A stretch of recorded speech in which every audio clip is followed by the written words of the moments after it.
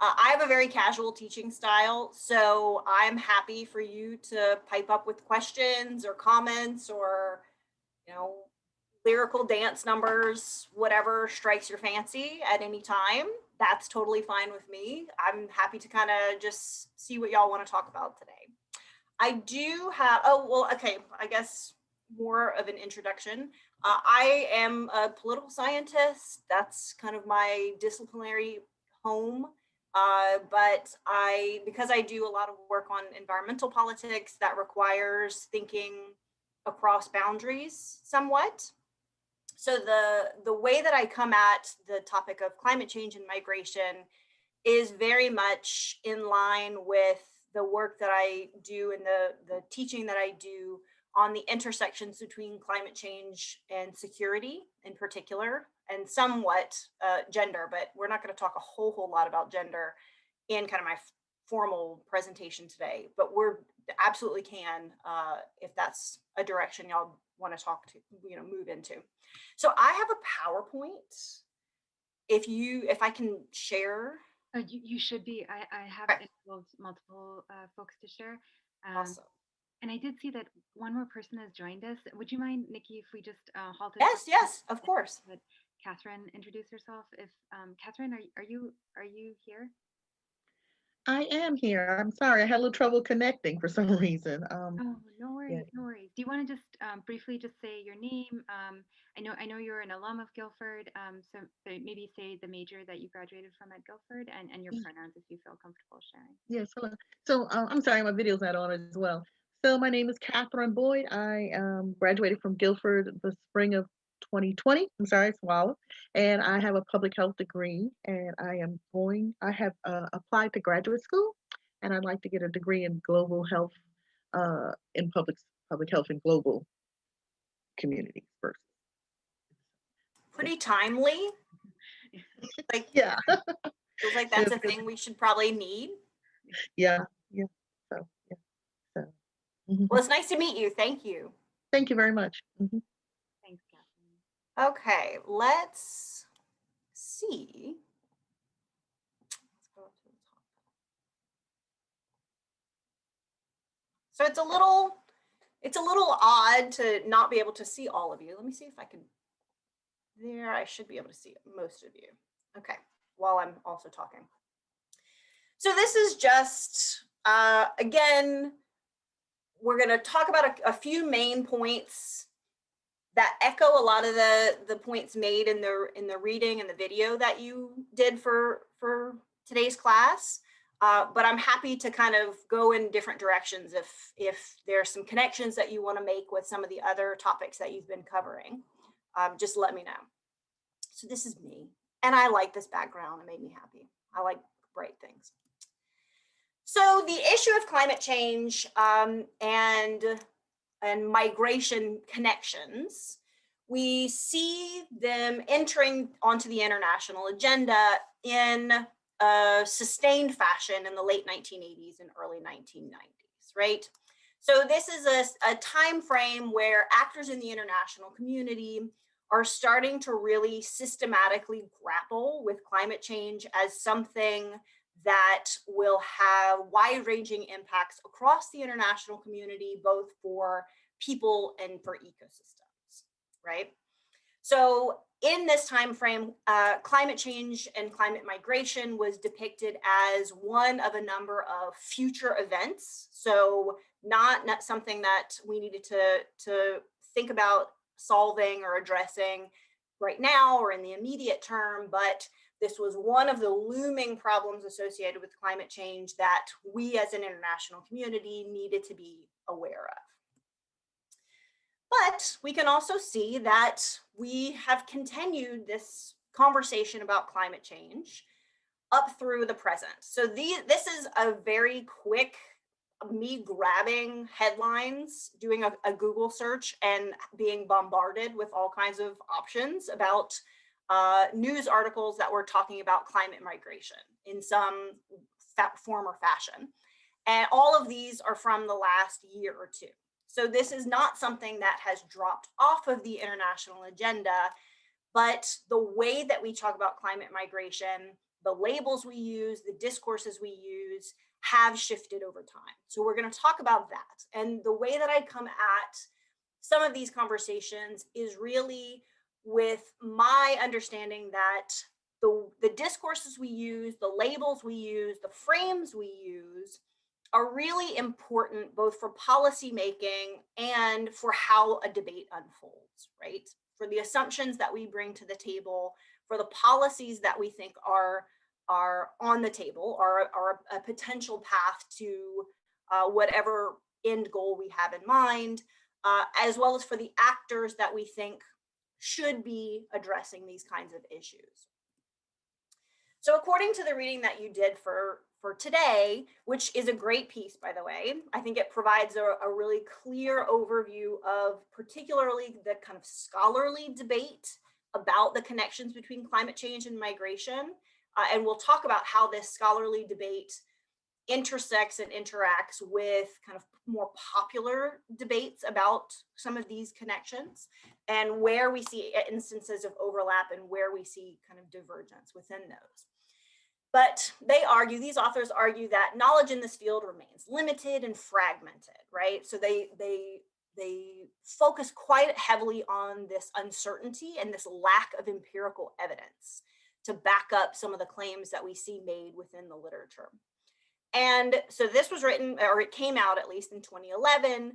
I would argue that this exact same piece, almost word for word, could be written in 2021.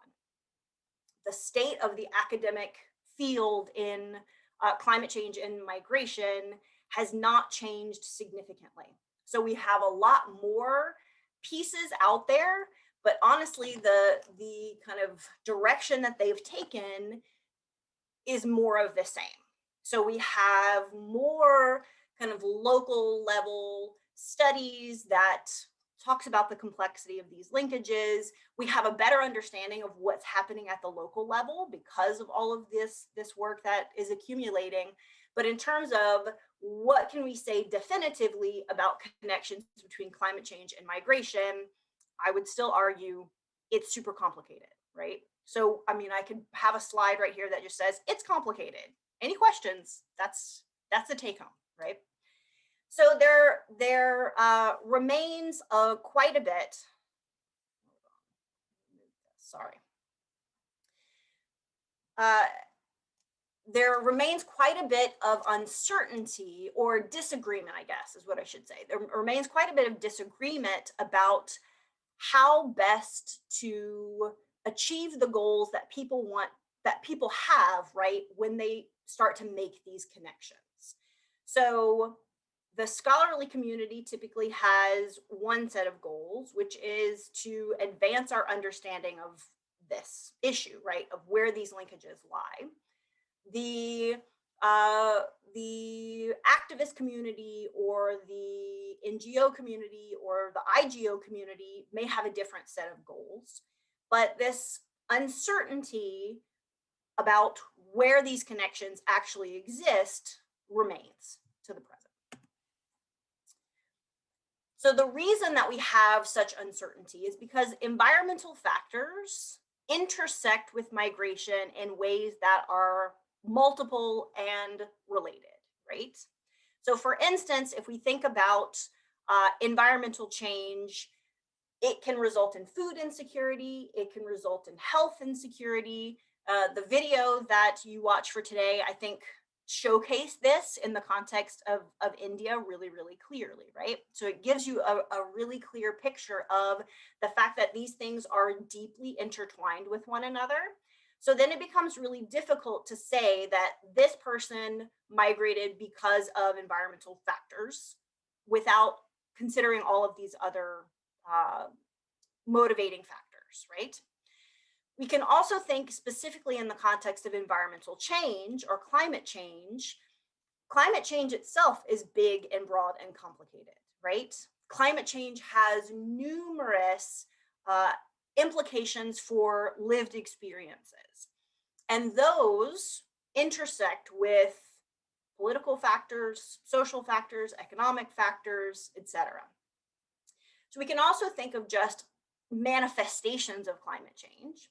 And we can think about differences between rapid onset phenomena like natural disasters. And notice that I'm putting natural in, quotations, because we know that how we experience disasters is not, completely random and, an act of fate. Instead, it's a byproduct of policy and social structures and political structures and economic structures.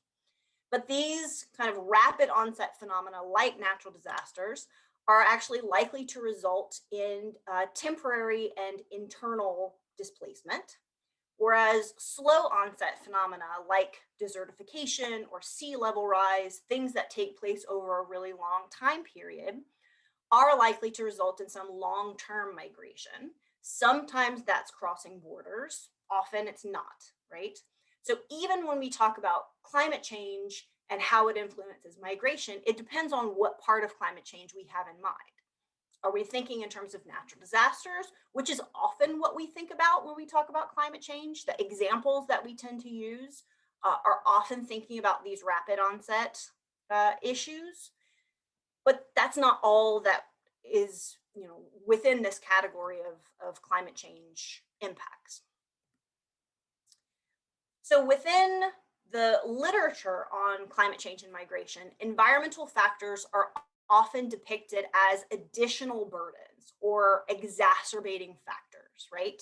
So you'll rarely have members of the scholarly community argue that you have this direct link between climate change impacts and migration. Instead, they'll talk about the tendency of a lengthy drought or the tendency of an unforeseen natural disaster exacerbating these factors that are likely to encourage migration. So this means that some of the links between climate change and migration are often context specific, right? So the local conditions actually matter a great deal. And we've got, as I mentioned, lots of work that's been done recently over the last 10 years or so, longer, of in-depth case studies trying to figure out what are the conditions that have encouraged people to migrate, right? So what did that look like on the ground? And most of these, so we can think about like case studies like the highlands of Ethiopia with Morrissey from 2008, or some of the low-lying small island states. And most of the conclusions in these pieces are it's very difficult to draw a direct link between climate change and migration without thinking about all of these other things that are going on within that context, right? Influencing both the choice that people make to migrate, the ability they have to migrate, the decision about where they might try to go to.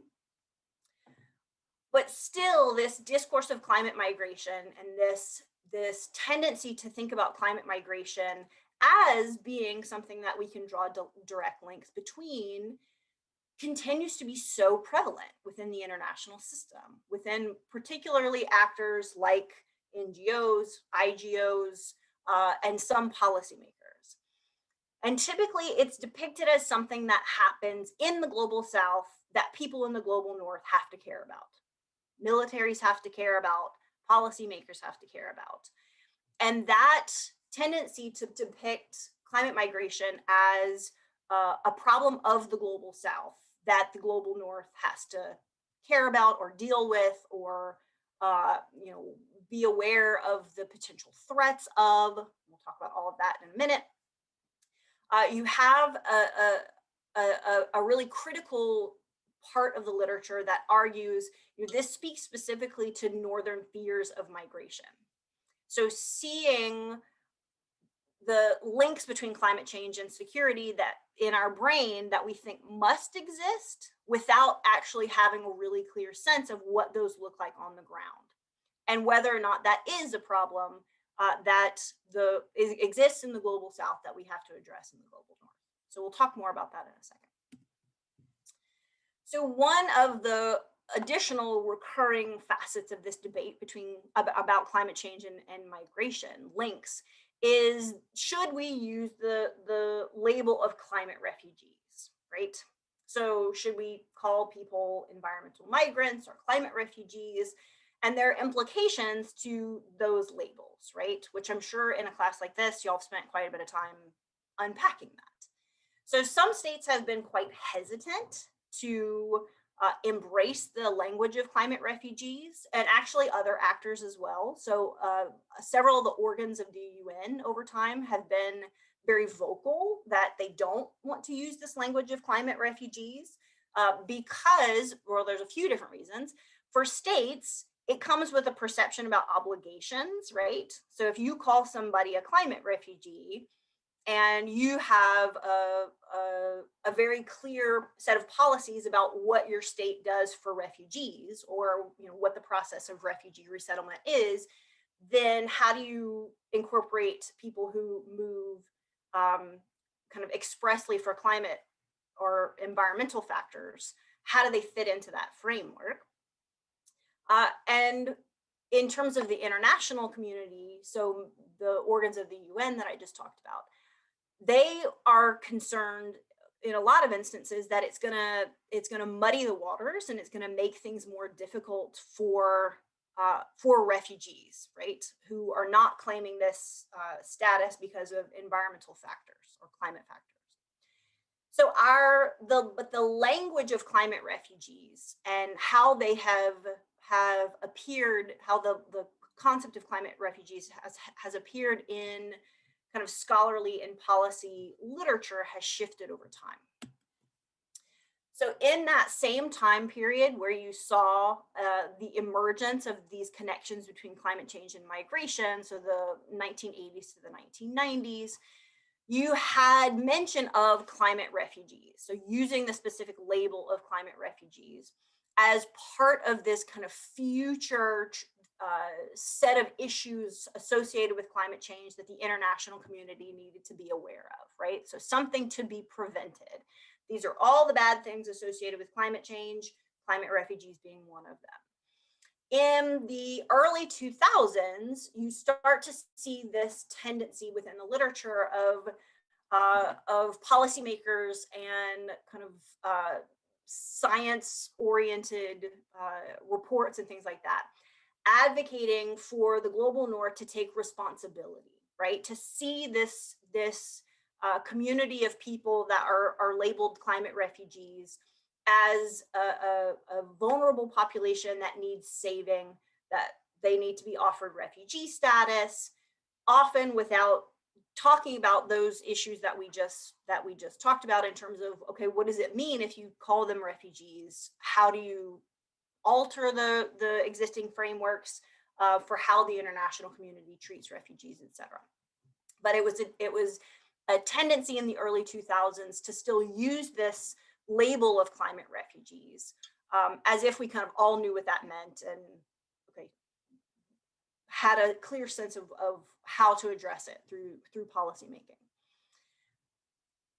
Around kind of 2010, in that ballpark, up until now, what you often have is a concept of environmental migration or environmental refugees as kind of just this fact of the international system.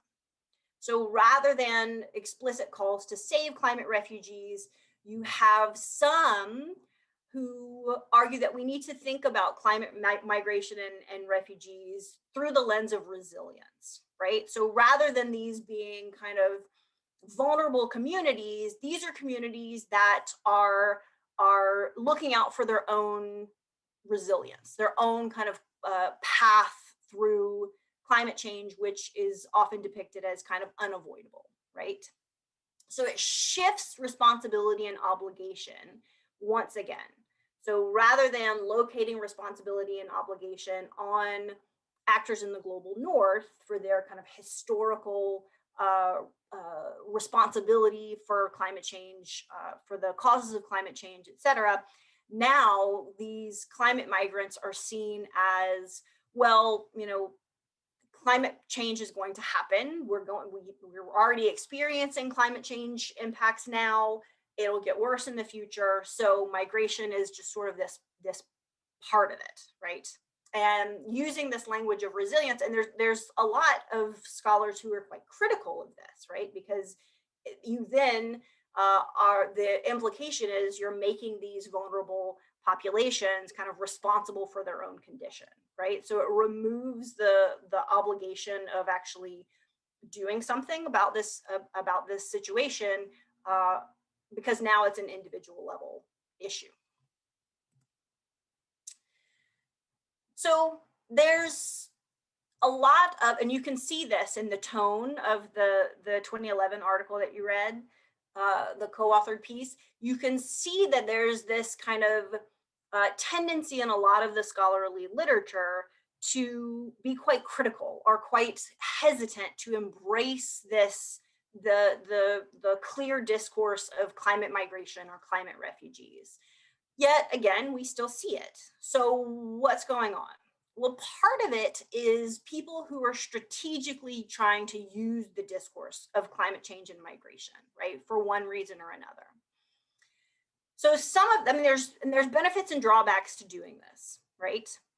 In terms of benefits, one of the motivating factors here is you can potentially reach a community of people who care about things like human rights if you can connect climate change and migration in a way that highlights that these are vulnerable people and they're made more vulnerable by climate change, and the international community has an obligation to do something, right, about this vulnerability.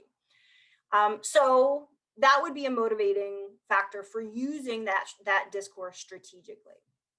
I'm going to focus on more of the drawbacks so you can kind of sense where I'm coming from with this.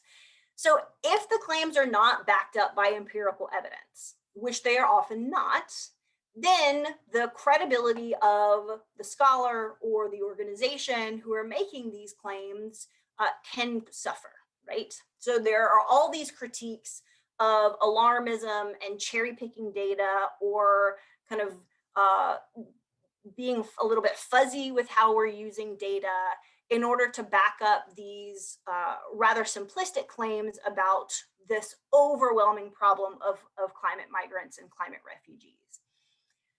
Because again, going all the way back to the first point, it's really difficult to untangle these different strands of why people choose to move, right? So you've had calls for people saying, instead of focusing on climate migration, think about something like climate mobility, right? So recognizing that because climate change has an implication on ecosystems and changes our relationship with ecosystems or our experience with ecosystems, instead we should think about mobility rather than using the specific language of migration, which I think is an interesting something to unpack, right? So we can talk about that a little bit more.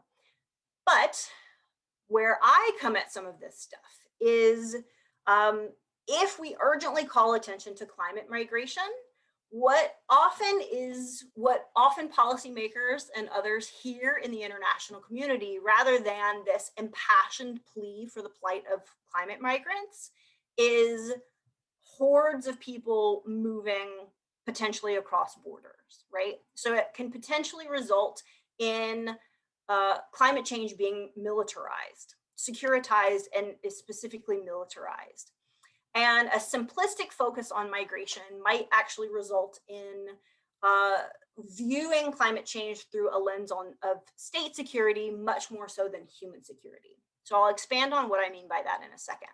But one of my favorite quotes in this kind of tradition of scholars being a little bit hesitant or a little bit critical about making these really strong connections between climate change and migration comes from Betsy Hartman.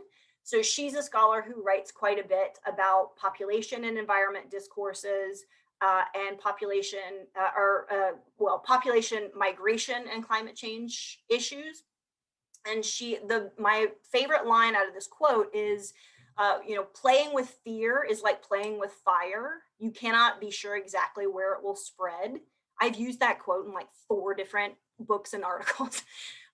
Because I think she echoes my concern about some of this, in that we can't, how we frame something as important as potential climate change migration issues matters a great deal for how people hear that plea, right? So from there, we're going to move into a discussion of how climate migration relates to discourses of environmental security. And this is really where I come at most of this stuff, is through this lens of environmental security.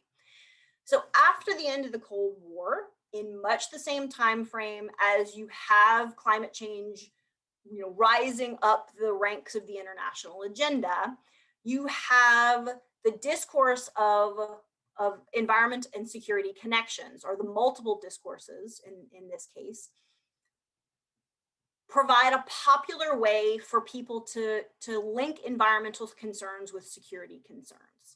So this is done for a few different reasons. One, security scholars need new things to talk about and write about.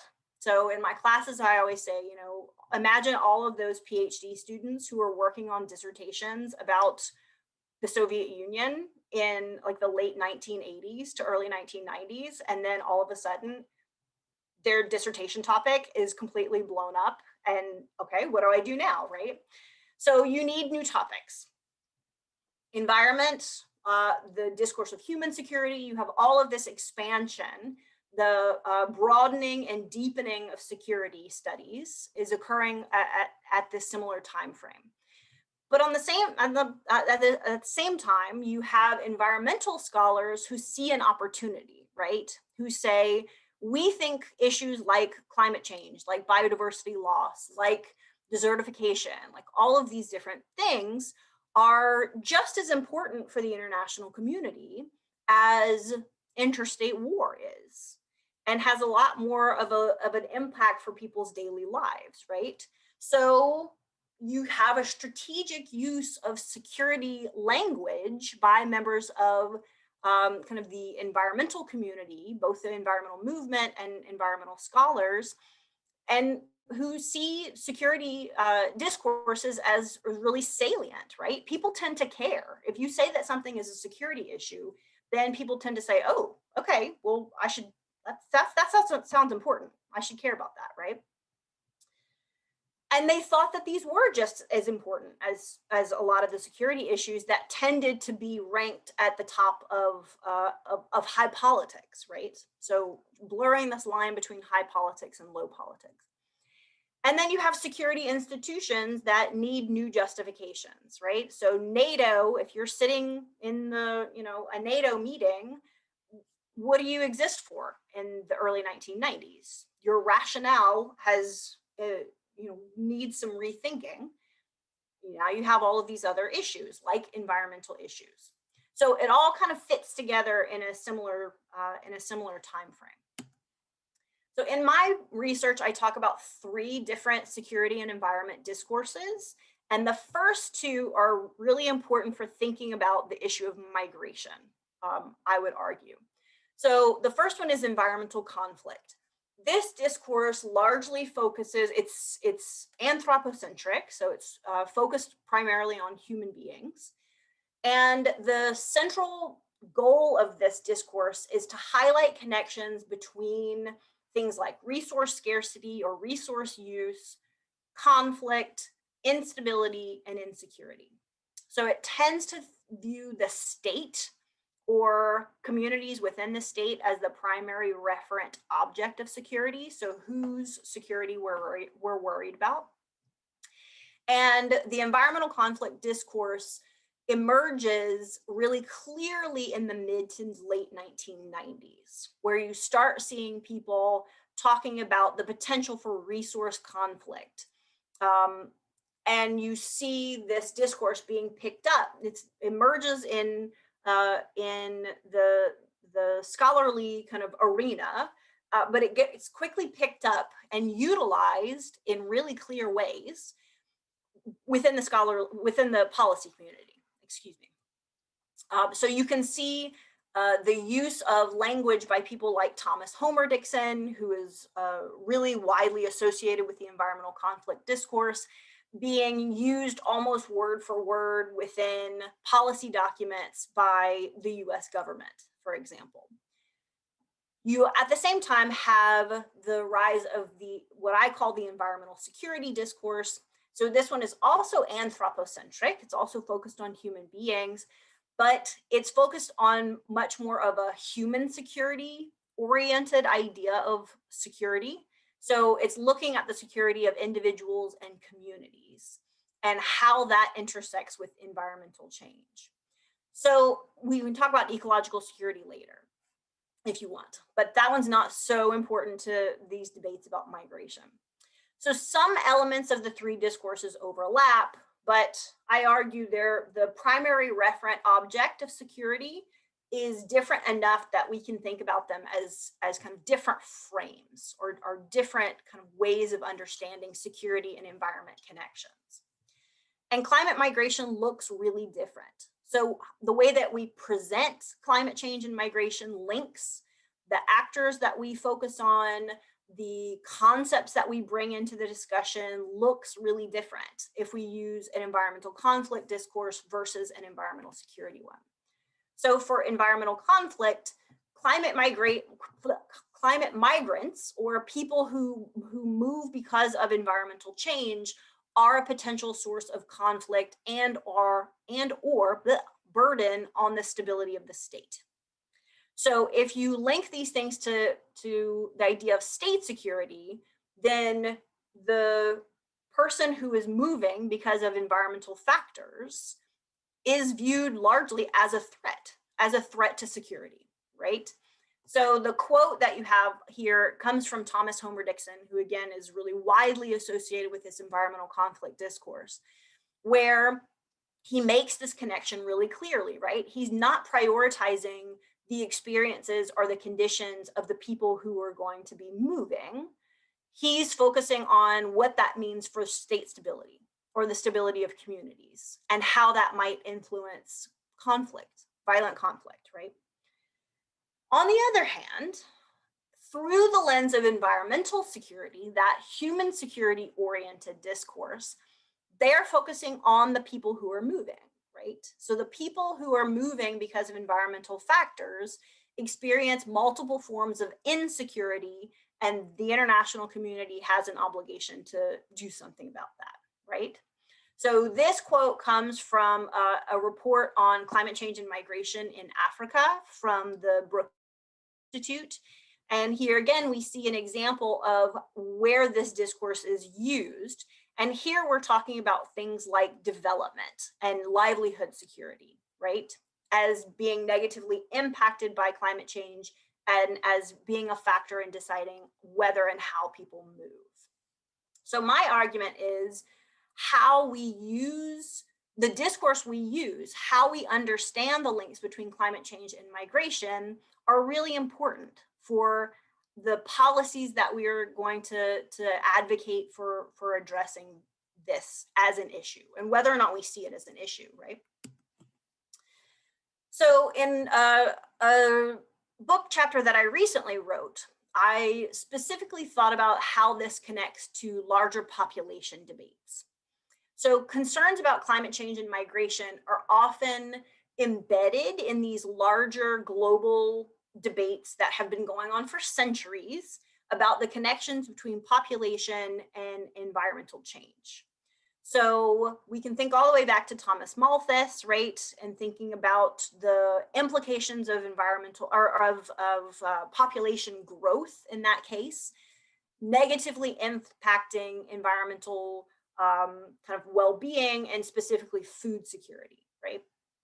But these concerns about population growth and population movement have emerged again and again over time in different guises in debates about environmental politics and policy. And particularly, this has been a really important piece of the environmental conflict discourse. People who are concerned about environmental issues because they're concerned about state security often bring up population either population growth or population movement. So it's regarded as important for understanding how climate change occurs. So population growth means increased harm for ecosystems, increased greenhouse gas level emissions, all of the things that we associate with climate change, as well as how it'll be experienced. So population growth means greater strain on resources, less adaptive capacity for communities, for states, additional burdens for states, etc. And in particular, these kinds of connections, these kinds of discourses have been really widely used in states in the global north, who have argued that migration both results in insecurity for states. So having to absorb climate migrants, again, even if there's not empirical evidence that this is what's happening, you still have the use of this discourse super consistently. So they argue that migration results in insecurity for states, but also that migration results in environmental harm. So it's this kind of complicated relationship. So migration is bad for states, but migration also results in environmental harm, which can facilitate more migration, which is bad for the state, da, da, da, da. So it's this kind of cyclical logic. So we can see how this looks in the context of the US. In 1996, the Clinton administration commissioned this report on sustainable development.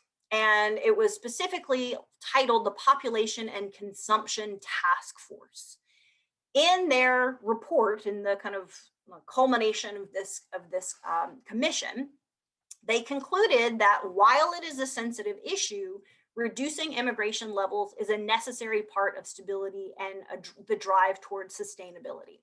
So they specifically identified immigration as a challenge for achieving sustainability in the US context.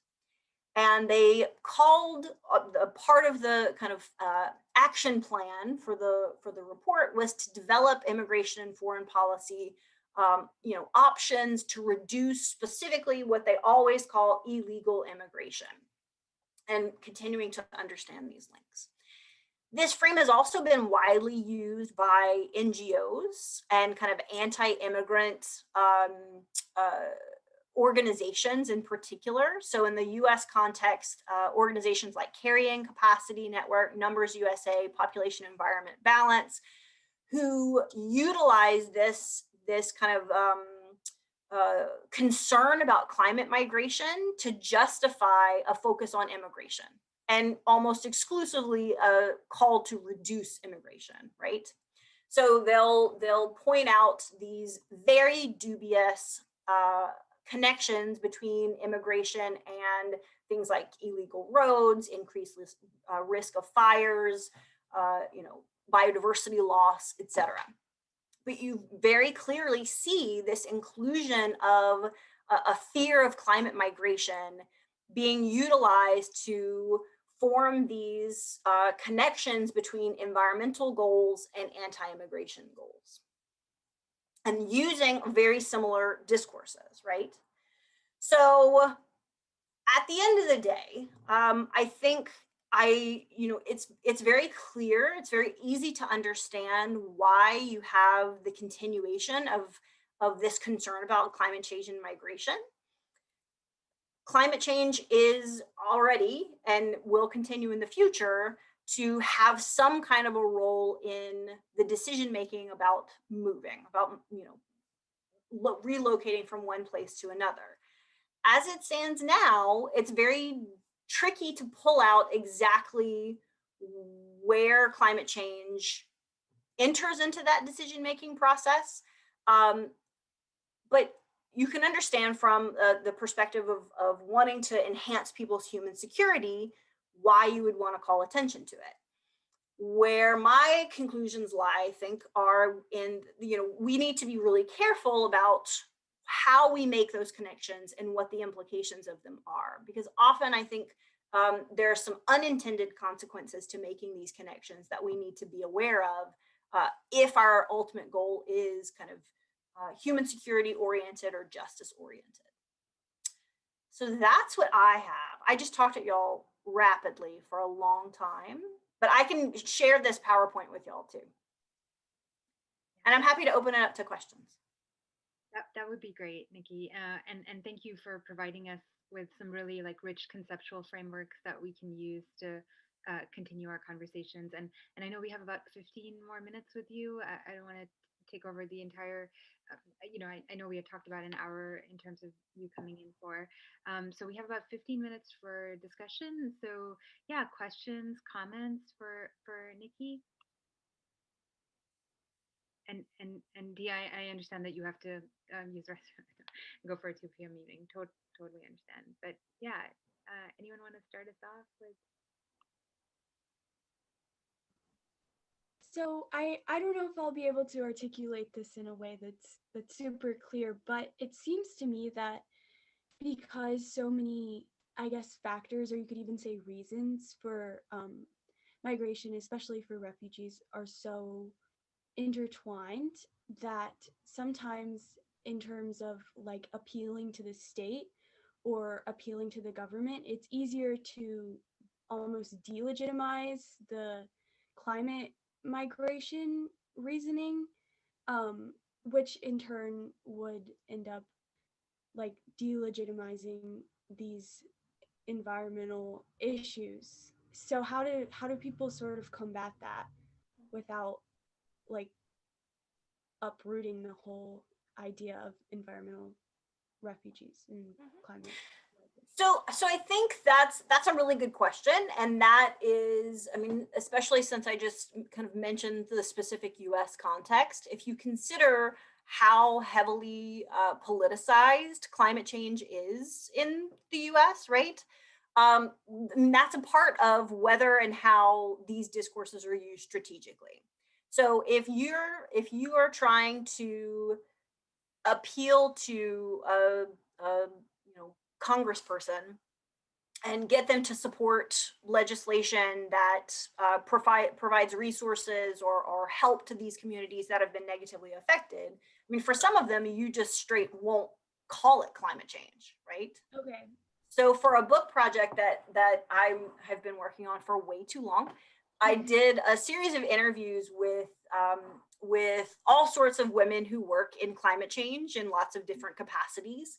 And one in particular was a woman who works for an organization that they use like a motherhood frame to talk about climate change. There's a lot of them, but this is one of them.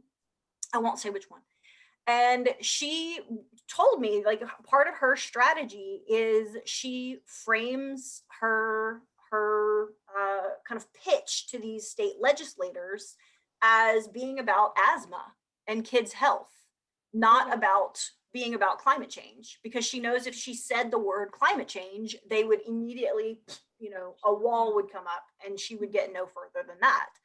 So I think this notion of being strategic and ultimately thinking about what the end goal is.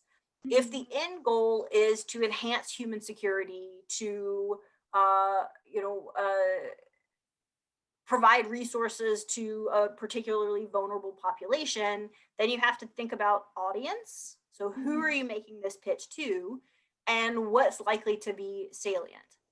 So I think this is particularly important in this larger picture of climate change and migration debates, because you have this kind of disconnect between the scholarly community, where you have a lot of people who are very hesitant to making these connections because things are so fuzzy and it is so difficult to make these really linkages, right?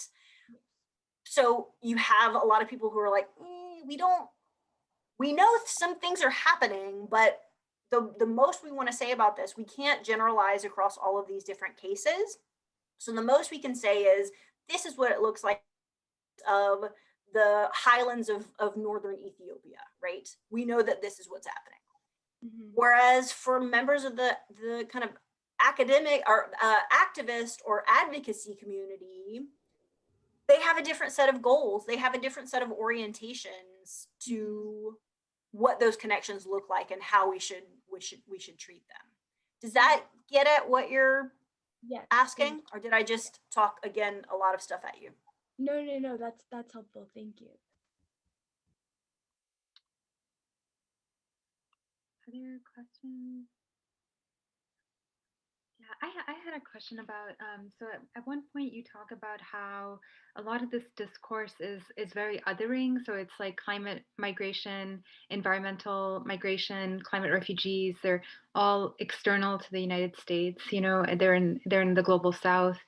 But at least in the last year and a half or 2 years, and I think you had it up, there was a New York Times article I remember last year which talks about the Great American Migration. So like Americans moving to from coastal areas that, you know, in 20, 30 years will be submerged to other parts of the country, you know, people moving because, you know, they experience wildfires, like people in California moving every year for because they experience wildfires.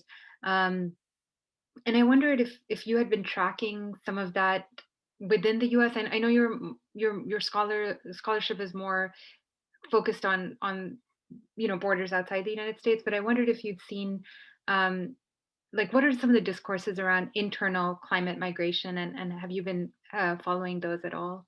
So one of the reasons that I do follow in the context of the US is because I'm originally from Louisiana. So you think of coastal erosion in Louisiana is massive, is huge, right? Like the coastline of Louisiana, the amount of coastal erosion that Louisiana experiences every year is shocking, is like staggering. And how all people from Louisiana aren't constantly in the street like, what's happening? Who's helping us? I don't know. But what's fascinating about that specific context is you know that environmental change and these patterns of coastal erosion play a role in decisions to migrate, decisions to move either to different parts of Louisiana or whatever. But the people themselves, so there's been interviews with members of these communities who have moved, who are currently kind of thinking about whether or not they want to move. They almost never call it climate change. They almost never say, I am moving because of climate change, or even for environmental reasons. Typically the frame that they use is livelihood security. So I am a shrimper. My family, you know, my uncle's a shrimper. My grandfather was a shrimper. Um, we can't do it anymore, right? It's not feasible. So we're gonna make a change. We're gonna do something different. So it's this gets back to the issue of salience and what is a frame that is part of your daily discourse, right? In rural southern Louisiana, climate change is not a part of the kind of natural discourse. So it shapes people's understandings of why they're moving. Is that helpful? Yeah, no, that's super interesting. And this is kind of an unrelated question, but if I could ask you about the demographic.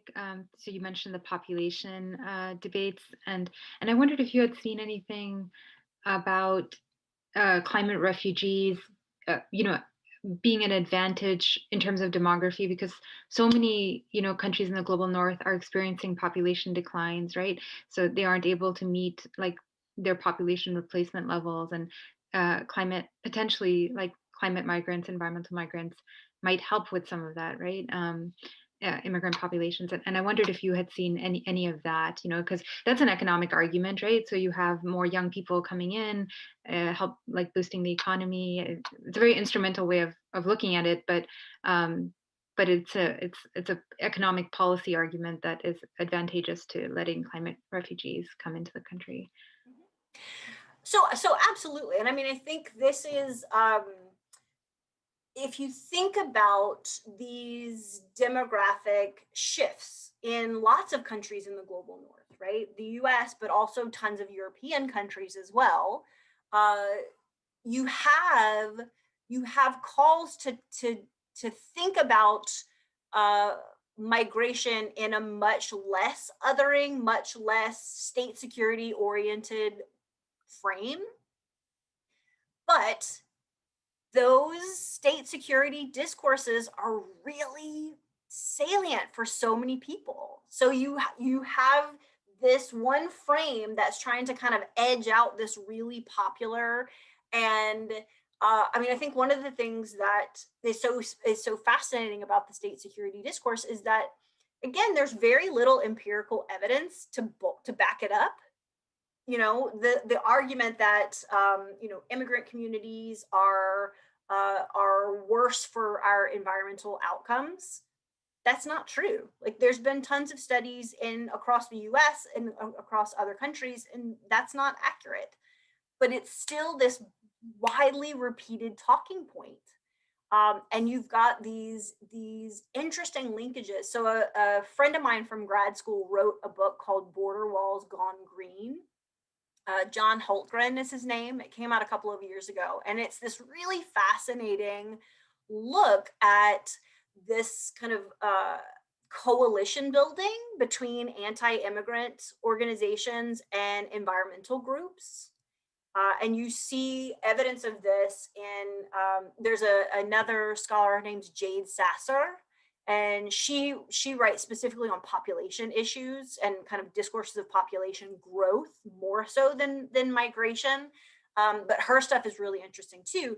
And both of them mention like the Sierra Club in particular as an environmental organization that has at times kind of slipped into using these narratives that aren't explicitly talking about kind of the environmental dangers of immigration, but they're kind of there, right? There's these storylines that exist within the background of some of the arguments that they make. And I mean, one of the fascinating things about this is that argument is built on the idea that we can't afford to have more people act like Americans, right? Like for our sustainability goals, our consumption levels and everything else are so high that if more people do it, like the planet can't handle it. So rather than seeing this as a call for us to change consumption patterns, the easier solution is just don't let people come so that they can't do it, right? So yeah, the motivation and the goals is pretty fascinating. And one of the kind of you know, intellectual, I mean, honestly, in some of them cases, he's the founder, John Tanton. He is a big anti-immigrant activist, or not even activist, but he kind of bankrolls and starts some of these anti-immigration organizations in the U.S. And he got his start originally advocating against population growth because of his environmental commitments. So it's these really fascinating connections between environment and environmental concern, and how that takes this route towards othering and exclusion, right? So Betsy Hartman has called, or has kind of likened this to the idea of the greening of hate. So we use these environmental narratives, we use these environmental kind of goals or well, yeah, goals, in order to justify things like anti-immigration, where if you come at this from the perspective that, you know, these are kind of happy, soft goals, that you would think that those would be in conflict, we see evidence time and time again where no, people use these kind of exclusionary frameworks in order to justify this particular path towards sustainability. So I am deeply convinced by your argument that there is this frame that exists to frame environmental migrants or climate migrants as a boon, right? This is how we fix this gap that exists. But if you think about this through the state security discourse, who makes up the state is part of how they have remained salient, right? It's not just anybody they want making up the membership of the state. if that's going to drastically change the kind of face of who that state is, then that very easily gets put into the Betsy Hartman's, ideas about fear, right? Fear that this, and I mean, you should see the language sometimes, like this kind of horde of people overwhelming borders, like it's dehumanizing, right? It's, you no longer have these individual climate migrants, but it's this kind of this wave of people who are going to overwhelm the ability of the state to cope. So yeah, the way that we understand the plight of those individuals becomes super, super different. Thanks, Nikki. That was a really yeah. I think that helped me also clarify some of my thinking around. And I have to say, Betsy Hartman's work in general on this topic has been something that I've also followed, and I think yeah, I think she brings in the gender piece in a really compelling way. Okay, I know we have just a few more minutes. Any last questions or comments for Nikki?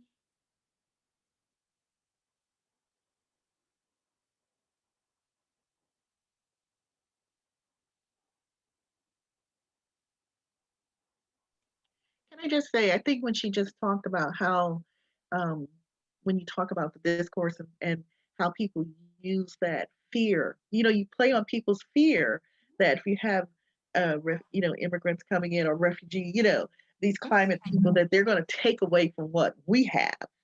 And in fact, they actually add to what we have if we would just give them a chance. And so I know that she just brought that up and we've talked about that. Everybody knows that. It just kind of brings it home that how people use, it's just, even when you read an article, it's the wording as to how your opinion and your thoughts flow about a group, an idea, a concept, because that it's such a powerful thing to play on words and how you perceive a group or someone. So yeah, it's very, very powerful. You just have to be aware of it. And I think the environment, the kind of environmental part of it makes that even more explicit, because if you're talking about sustainability goals, if you're talking about I mean, it like sets limits, right? So we think about kind of this idea of limitless wealth and opportunity and whatever, but if we're thinking about this in terms of sustainability, like there's only so much, if you think about carrying capacity or whatever, like this is how much the US has to that we can fit within, right?